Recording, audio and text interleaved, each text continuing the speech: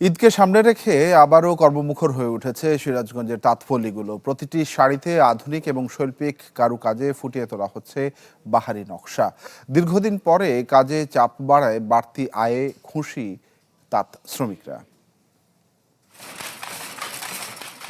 প্রতিদিন ভোর থেকে মধ্যরাত বুননের খটখট শব্দ এখন সিরাজগঞ্জ জেলার সদর, বেলকুচি, শাহজাদপুর, উল্লাপাড়া ও এনায়েতপুরের তাঁতপল্লীগুলোয়।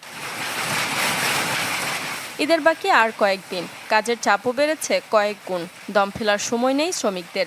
এসব কারখানায় তৈরি হচ্ছে বাহারি নাম আর ডিজাইনের জামদানি, সুতি জামদানি, কাতান, বেনারসি সহ নতুন বাংলাদেশ গড়তে এলো জুলফিকার স্টিল। জুলফিকার স্টিল, ইস্পাত দৃঢ় অঙ্গীকার।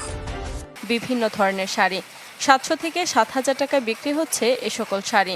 সাধারণ সময়ের তুলনায় ঈদ ঘিরে 3 গুণ বেশি আয় করেন ব্যবসায়ীরা। আমরা আগে বলেছি 2 দিনে একখান, এখন মনে করেন দিন একখান করে কাপড় বলে দিয়েছি।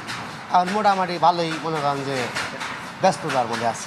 ঈদকে সামনে রেখে আরো বেশি পরিশ্রম করি, যাতে ঈদে একটা ভালো মুনাফা পাই। এই মুনাফার জন্য আবার সারা বছর আমরা যাতে চলতে পারি। এ সময় শ্রমিকরাও মজুরি পান সাধারণ সময়ের তুলনায় কিছুটা বেশি। দৈনিক তাদের আয় থাকে অন্তত 700 টাকা। তবে সুতার দাম কাউন্ট প্রতি সর্বোচ্চ 20 টাকা বেড়ে যাওয়ায় বৃদ্ধি পেয়েছে খরচের পরিমাণ। আমরা প্রকৃত তাঁতি ব্যবসায়ী যারা, তাদের প্রতি দৃষ্টি এবং তাদের সহজ শর্তে ঋণ এবং সহজভাবে সুতা রং আমদানির সুযোগ দিতে হবে। মালিকরা বলছেন, রং ও সুতার বাজার নিয়ন্ত্রণ করা গেলে আবারও ঘুরে দাঁড়াবে ঐতিহ্যবাহী এই শিল্পটি।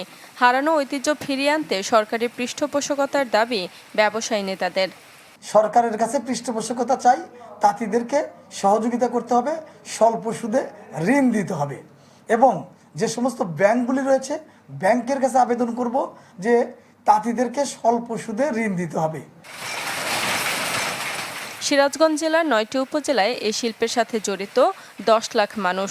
জেলায় মোট পাওয়ারলুম ও হ্যান্ডলুম রয়েছে প্রায় 5 লাখ। Desk report, channel 24।